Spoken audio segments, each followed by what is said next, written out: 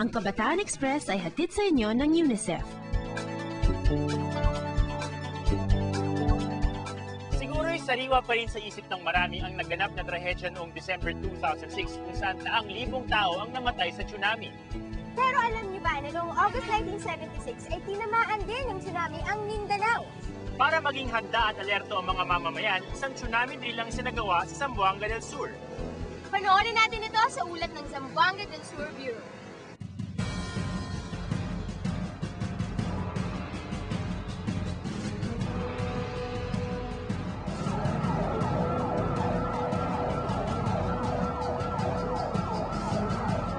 Mga taong nalilito, natataranta, at saka nagsisipagtakbuhan. Ano bang nangyayari? May sunog ba? May naganap na malaking aksidente? O di kaya na may kudeta sa Zamboanga del Sur? Ang kaguluhang ito ay isang tsunami drill dahil na rin marahil sa tsunami Rumagasa sa South Asia noong 2005. Nagkaroon na malaking pangambang maulit ang tsunami naganap dito sa Zamboanga del Sur noong Agosto 1976 kung saan maraming tao ang nasugatan at namatay.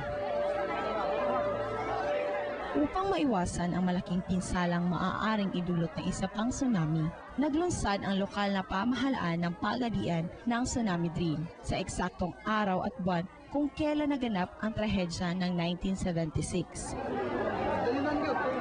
Kasali sa drill ang mga sundalo, guro, estudyante at mga pamilya. Ipinakita sa drill na ito kung paano sinasagip ang mga taong di makalabas sa mga gusali. Kung ano ang gagawin sa mga taong nasugatan at kung saan dadalhin ang mga ito.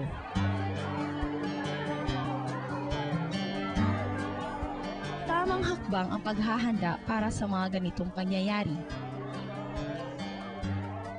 Mas mabuti nang alam namin ang aming gagawin sakali mang may tsunami ngang dumating. Sa mga nag-organisa ng tsunami drill, saludo kami.